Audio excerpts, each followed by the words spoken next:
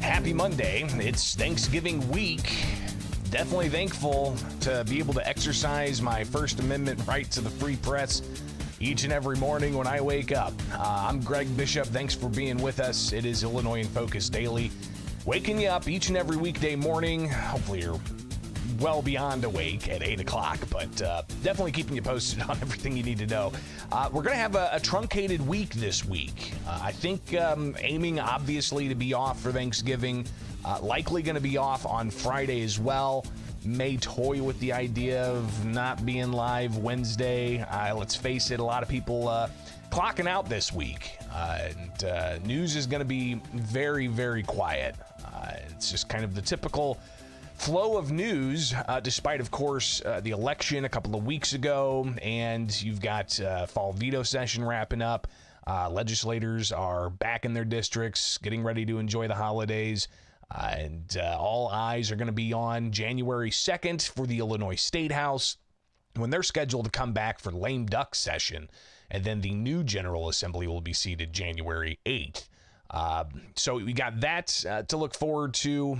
You've also got next month, in about 2 weeks from now, a little less than December 8th, you've got the case of the Southern District Illinois federal judge saying the gun ban statewide is unconstitutional, but he put a stay on that order for 30 days, and that date comes up December 8th. So we'll actually take a look at some of the latest in that case and eyeball some of what we could find out today from the U.S. Supreme Court for a separate gun ban challenge out of Maryland. So we'll be watching that as well, because that will affect Illinois if indeed the U.S. Supreme Court takes up a gun ban challenge out of Maryland. Of course, the U.S. Supreme Court being the highest court of the land. So could we see some kind of movement towards accepting to hear that case? We'll watch that. Also today, we got to talk about another court case that the U.S. Supreme Court's being asked to take up, and that deals with whether or not states can count mail-in ballots up to 2 weeks after elections or up to 5 days after elections. You've got competing laws from different states and different federal appellate courts going different ways. One in Illinois, one in Mississippi. So we'll be taking a look at that a bit as well here with Illinois in Focus. But obviously, we also got to talk about the pension issue. This is from a report that came out last week. Fitch Ratings essentially saying that Illinois has the second worst pension when it comes to personal income. So we'll touch on that as well and hear from legislators from both sides of the aisle on that. So that's what we've got here today on this Monday, waking you up with Illinois in Focus Daily. Be sure to wake up with us and get the latest at thecentersquare.com, where you can get the news headlines in your inbox each and every weekday morning. You can also like, subscribe, and hit that notification bell with America's Talking Network to get news clips and Illinois in Focus Daily. Plus, you can get the podcast anywhere you get podcasts, so be sure to grab that up as well. Just search Illinois in Focus. I'm Greg Bishop. More to come here with Illinois in Focus Daily.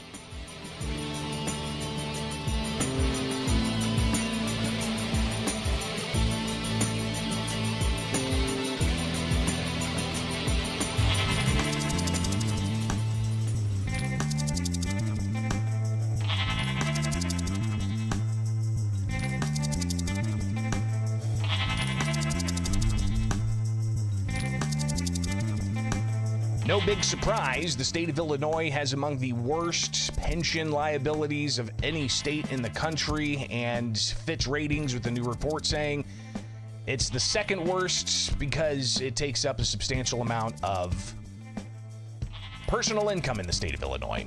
Welcome back to it. Greg Bishop here. It's Illinois in Focus Daily. get the headlines at thecentersquare.com, get the podcast where you get podcasts, and wake up with us each and every weekday morning for Illinois in Focus Daily. So let's get to the report from Fitch. It essentially spells out how they calculate their pension numbers, looking at every state in the country, their pension obligations, and the long-term liability. The long-term liability in Illinois has been self-reported by the state to be about $140 billion of unfunded public sector retiree pension obligation. And that has really kind of stayed the same. For several years, it dipped down to like $138 billion and then went back up to $140 billion. At one point, it was at $142 billion. Regardless, that's the unfunded liability. And the state of Illinois has about 42 to 46% funded of its 5 pension funds. And again, this is just the state of Illinois.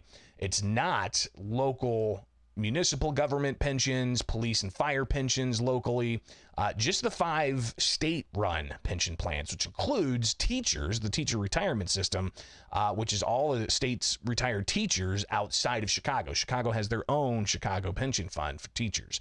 But regardless, the 5 funds that Illinois manages, state universities, teachers, and state government employees, judges, the General Assembly pensions, all of that, $140 billion unfunded liability, what the state's reporting. It's about 42 to 46% funded, depending on, investment incomes and whatnot that come off to offset some tax dollars. But if they don't make that goal of a particular expected rate of return, then the tax dollars have to make up the difference. All right. So every year you have actuaries tell these state pension funds, hey, we think we can make 7% off of the investment returns. So when they go to budget to pay the pensions, they make that in their plan. However, sometimes that projected number of 7% returns on investment doesn't necessarily come through. So say it's 5% actual return investment. And then what happens is that other 2%, that's got to be made up by the taxpayers. So some interesting planning, again, all the intricacies of pensions. Regardless, Fitch looked at all the state's pensions, and the only state that had a higher pension load per personal income for the state was Connecticut. And Connecticut had like 70 some odd billion dollars of unfunded pensions, but they had 23% of their personal income going to that pension debt. Illinois, as Fitch reviewed it, had $206 billion. Why is that different from the 140? Well, that deals with other post-employment benefits. In Illinois, we have OPEB, as it's called in the finance world.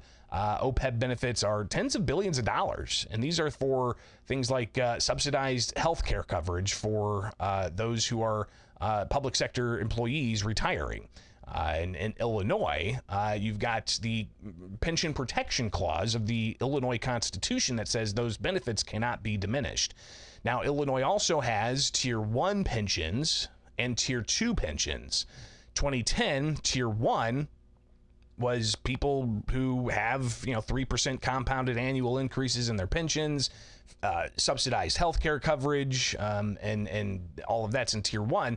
But when they had problems with the pension funds back in 2010, they decided to make Tier 2. So anybody hired after 2011 had fewer pension benefits as a way to try to soften some of the unfunded liability. We'll see some actualization of that to a degree, but there's talk about increasing the pension funds or the pension benefits for Tier 2 employees.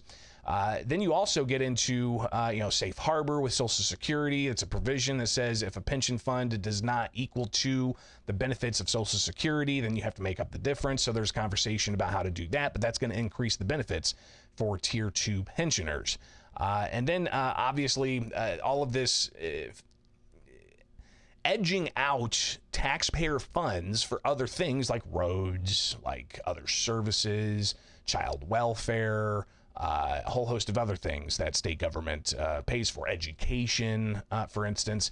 So there's a lot of concerns about the growing unfunded liability, and Fitch putting Illinois at $206 billion because that includes the unfunded liability of other post-employment benefits. So $206 billion taking up 22.8% of Illinois' personal income.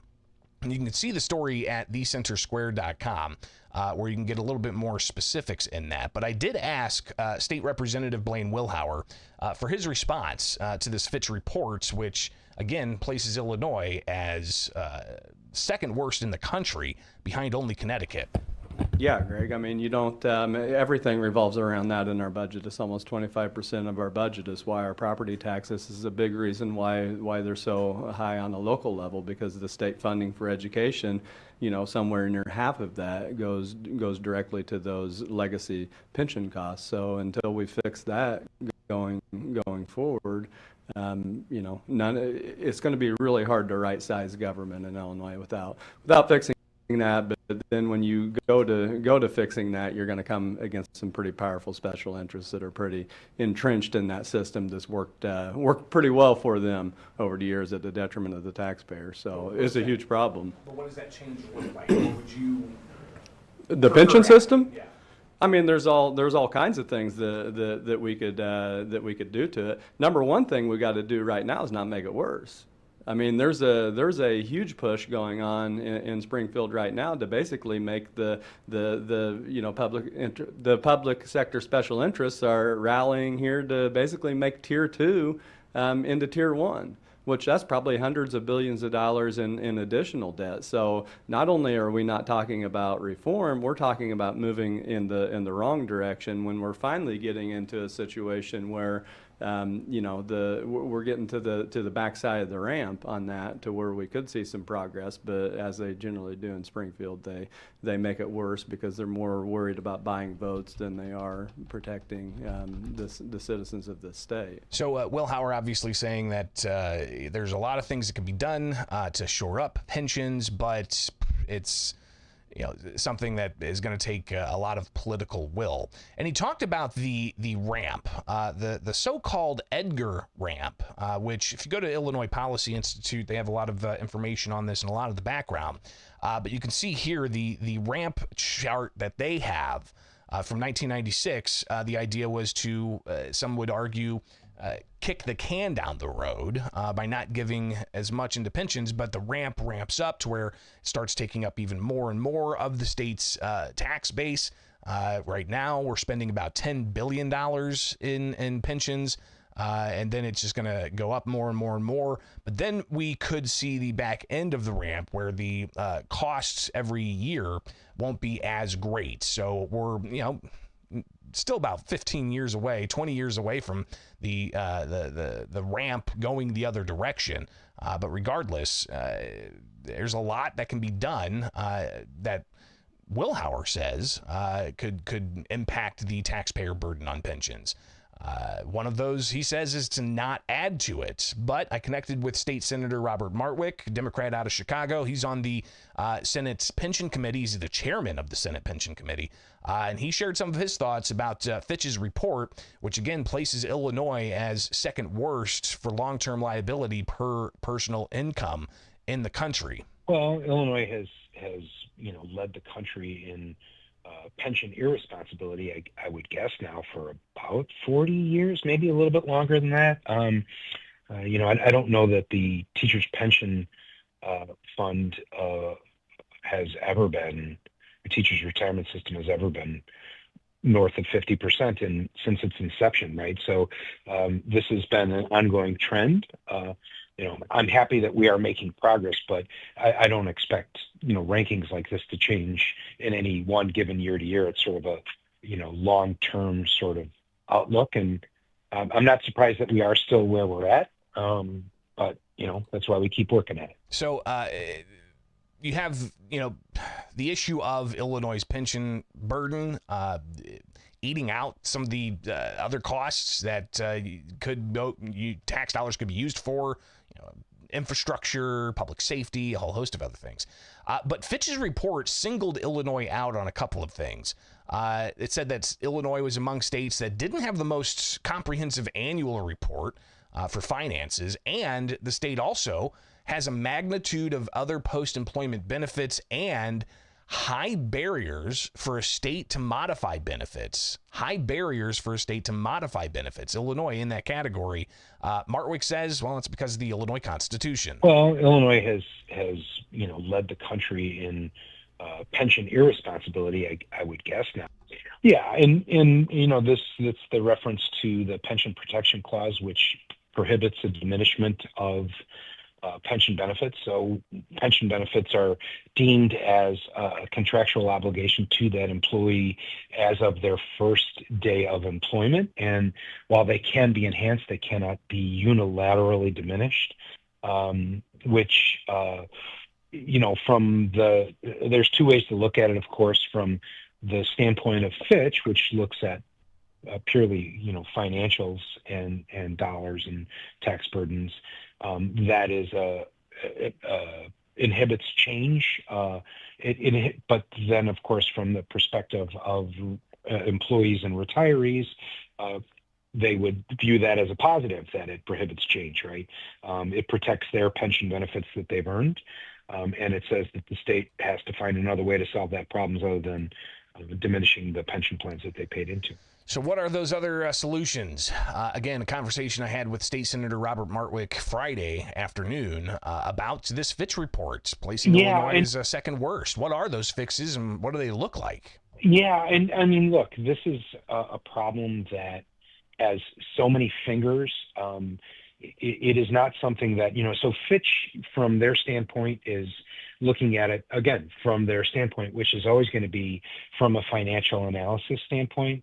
I have read other Fitch articles where they acknowledge the other problems, but they acknowledge them, but they don't take them into consideration in their analysis, meaning that there are many states that have adjusted pension benefits, even enhanced pension benefits, because of the realization that the benefit packages that they're offering are not sufficient to attract and retain necessary and critical public servants to perform the basic functions of government, right?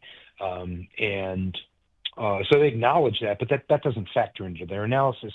They look at it strictly from a financial standpoint. And there's no doubt that that's important. We need to be cognizant of that, but it's all part of this big picture.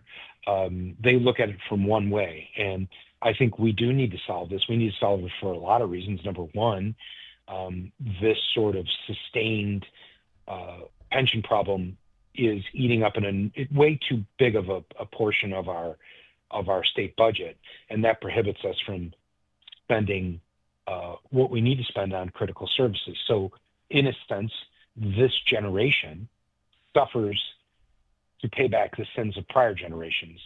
And the way that we suffer is that we don't get a good value for our dollar. We get less than what we deserve by paying more than we should. We have to pay a higher tax burden and get less in return because so much of our tax dollars have to be siphoned off to settle this debt that was created by prior generations. The only responsible thing to do is come up with a responsible repayment plan and pay it back over time. As I said, the Constitution of Illinois prohibits unilateral pension benefits, and to be fair, I agree with that. I don't think the way to save money is to punish people that did nothing wrong. And I think that diminishing retirement benefits is something that, from an economic standpoint, is going to present one of the biggest economic crises that this country has had to deal with in a while, when the vast majority of Americans hit retirement age without any usable savings. It is going to create a huge strain on our economy. I believe 22% of consumer spending is attributed to retirees spending down their retirement savings. And, as I always say, what does a retiree spend in retiree savings when they have none? Trick question. They spend nothing.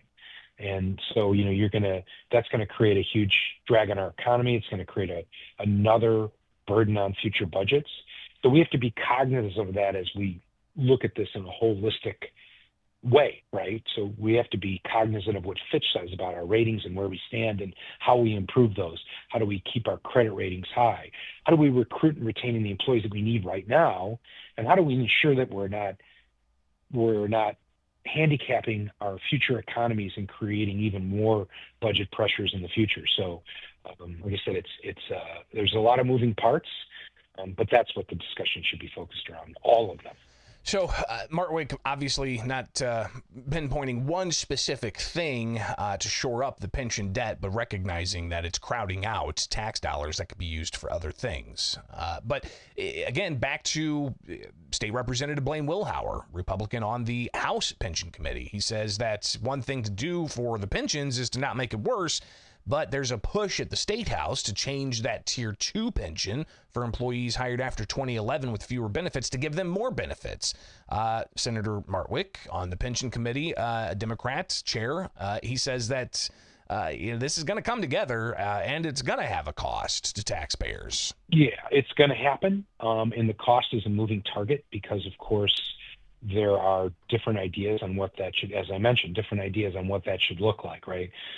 So the governor has stated publicly that he supports the absolute minimal fix to Tier 2, which would be to move the pensionable wage cap and tag it to the Social Security wage base, which would close the gap in terms of what is pensionable and salary. That's the easiest, what we believe to be the easiest compliance, simple, and most cost effective. To be fair, that will cost money. Now, that money, if we're in violation of safe harbor, it will cost less money to fix it than it would cost to be failing safe harbor, right? To be in violation of safe harbor would be more expensive. So it's not, there is a cost, but there's a cost either way, and that's the lesser cost. Now, of course, I recently filed a bill as the chairman of the Senate Pension Committee that represents organized labor's idea of what a Tier 2 fix should include. And as you can imagine, as representatives of our employees, theirs is very different than what the governor suggested.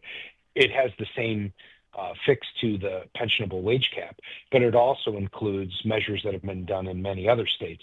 I was reading, I believe New York and some other states have changed their final average salary calculations from an employee's highest 5 years, the average of the salary in their highest 5 years, because of the challenges of meeting inflation. They've changed that from the highest 5 to the highest 3, right? Which results in a higher beginning annuity and hence a higher cost into the pensions. Well, Tier 2 is the highest 8 of your last 10. That's dramatically lower than your highest 3. Tier 1 used to be your highest 4. So again, they're kind of saying, well, other states have made changes to their pensions. We should as well. So again, that is their opening salvo. The governor has made his opening statement of what he believes should be done. Organized labor has said what they need to be done. And I believe over the course of the next 6 to 7 months, we will have a lot of hearings and negotiations and see if we can land that plane on something that, that satisfies both ends. But, as I said, there's a lot of moving parts to consider here. And I think it's going to be an important part of the process that we hear all of them. It's probably more than you wanted to learn about pensions this morning, but that's where we're at right now. The pension liability, second worst in the country. Fitch has Illinois pegged there, $206 billion at 22.9% of personal income in the state of Illinois. Connecticut was the only state worse, with $74.9 billion at 23% of personal income. Nearby Tennessee was the best state, according to Fitch's report, with $4.4 billion in unfunded liability, taking up about 1% of the state's personal income. All right, it's Illinois in Focus Daily. Like, subscribe, hit that notification bell, and join us each and every weekday morning for the latest.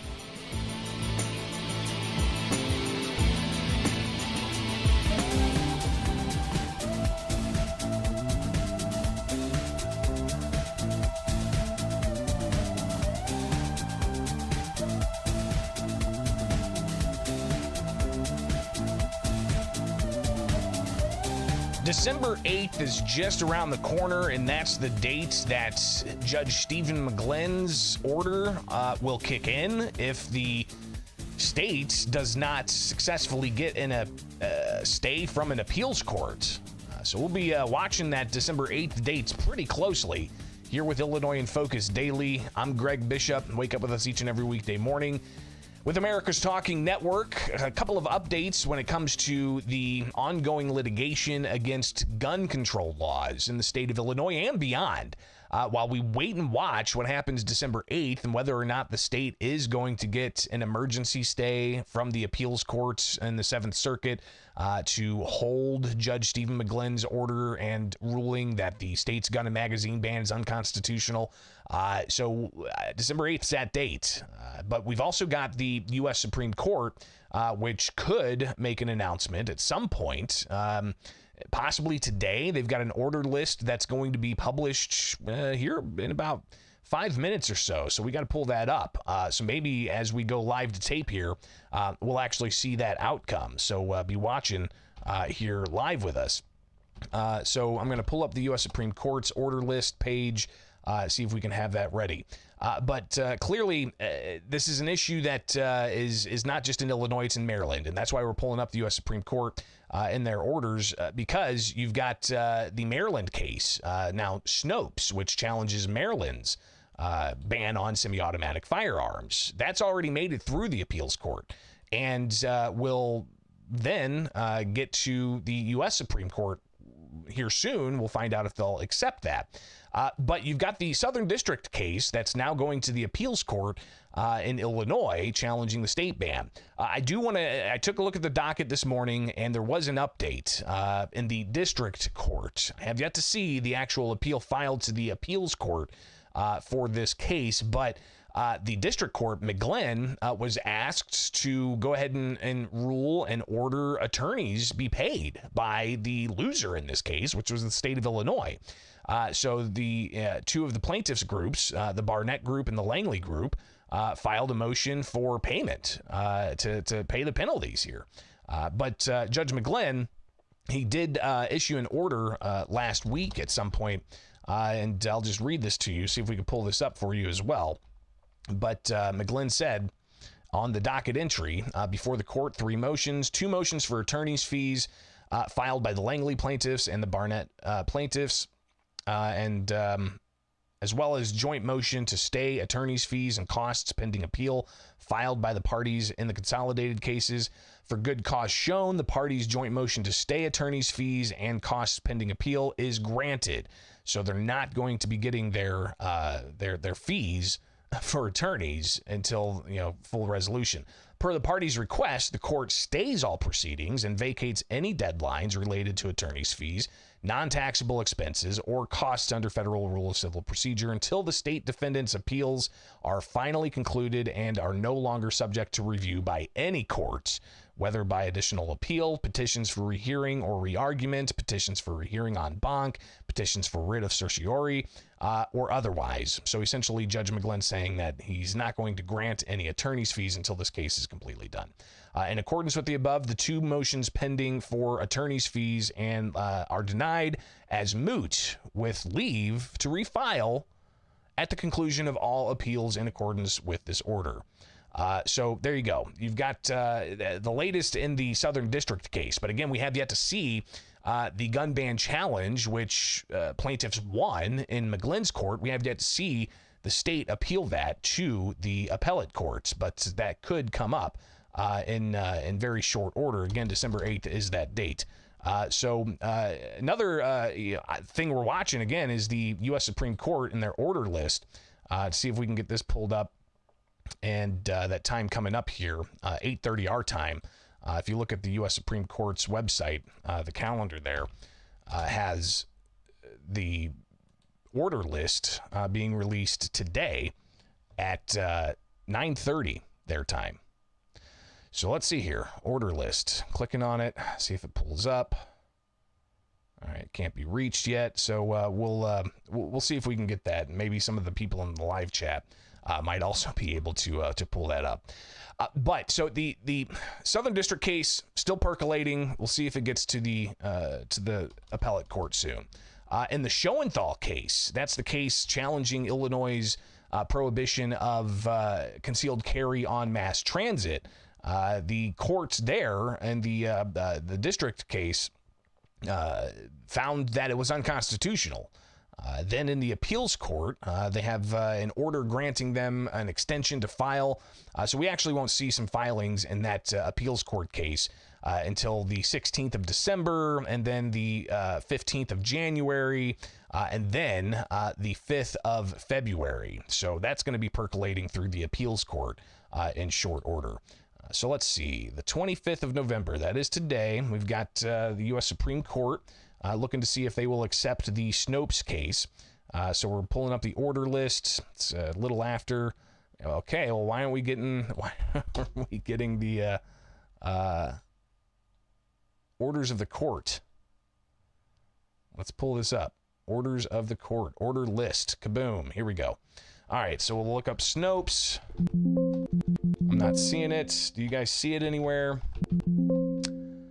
So it looks like we will have to wait a bit longer. Orders and pending cases. Anybody seeing it? If not,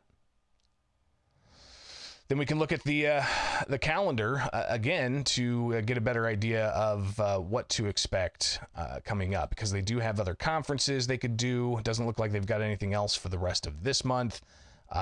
December, they could have conference on Friday the 6th or Friday the 13th, and then release another order list on the 16th of December. So that's where we're at with the Maryland case. And again, Maryland's case important to Illinois because it deals with some of the major issues in challenging a state's ability to ban commonly owned firearms. So clearly going to have to wait a bit longer on that one as these cases continue to turn out. All right, so that's some of the latest in gun ban litigation here with Illinois in Focus Daily. Keeping you posted on that, and we'll do what we can to get the latest. But again, we're in the holiday season. Things are going to be quiet. We'll be watching that, but don't really expect too much more to drop. If it does, get to thecentersquare.com. We'll obviously update you on that with the headlines each and every morning in your inbox. Get the newsletter and wake up with us here with America's Talking Network and Illinois in Focus Daily.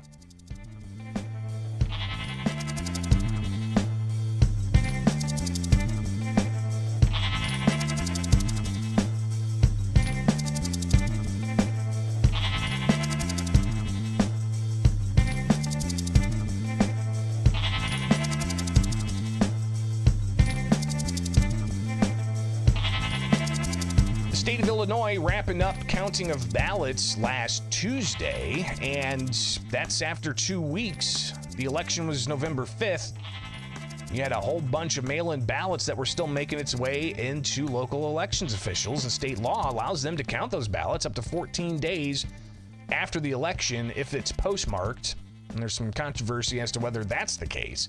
Regardless, Illinois has been sued to stop doing that. And in federal elections, you've got groups like Judicial Watch that are leading these lawsuits. Welcome in to Illinois in Focus Daily. I'm Greg Bishop. Be sure to like, subscribe, hit that notification bell, and be with us each morning as we break down things for you to better understand to start your morning. So we had the election, of course, November 5th, and Illinois allows for mail-in ballots to be counted up to 14 days after the election. Federal law, some argue, is only allowing for election day. If you go to Judicial Watch's website, you'll see where they have some of the latest that they're undertaking. It says Judicial Watch announced and filed a petition for writ to the U.S. Supreme Court, challenging the decision of the U.S. Court of Appeals of the Seventh Circuit in the case on behalf of Congressman Mike Bost and 2 presidential electors from Illinois to prevent state officials from extending election day 14 days beyond the date established by federal law.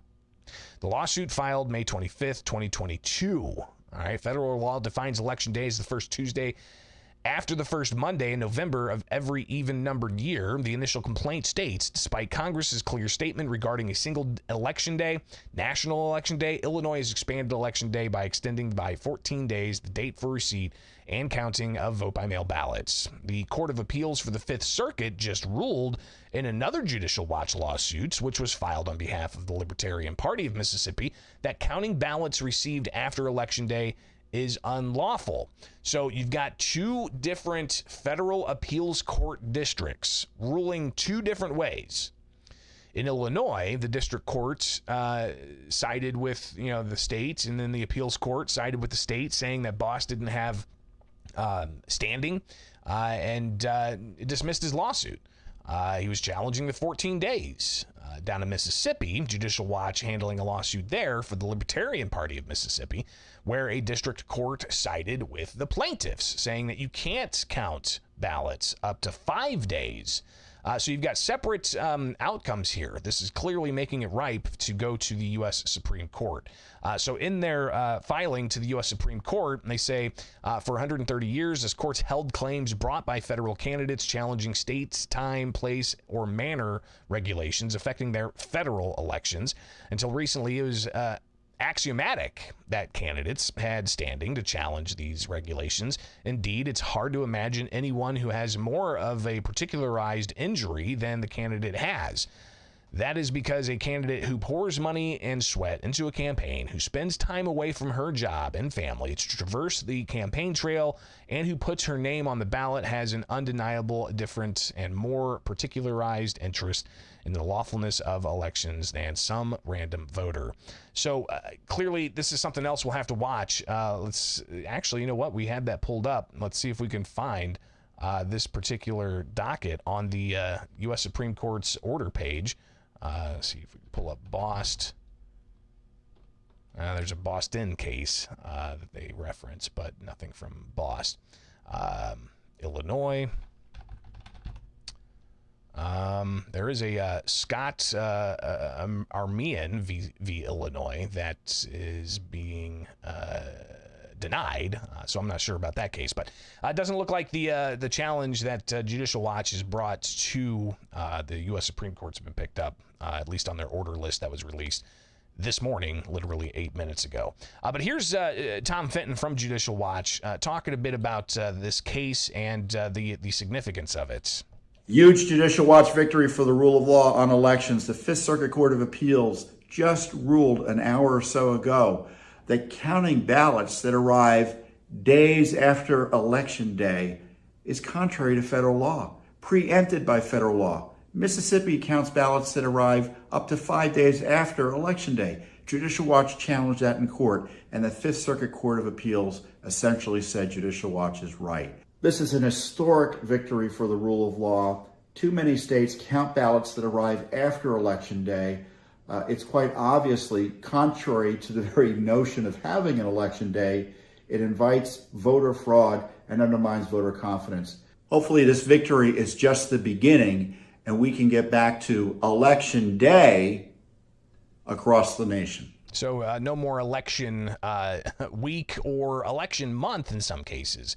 Because some people are concerned about early voting and how that might impact things. So something we'll be watching as Illinois law gets challenged in federal court, and you can stay up with the headlines at thecentersquare.com. Get the podcast where you get podcasts, and don't forget to wake up with us each and every weekday morning here with Illinois in Focus Daily.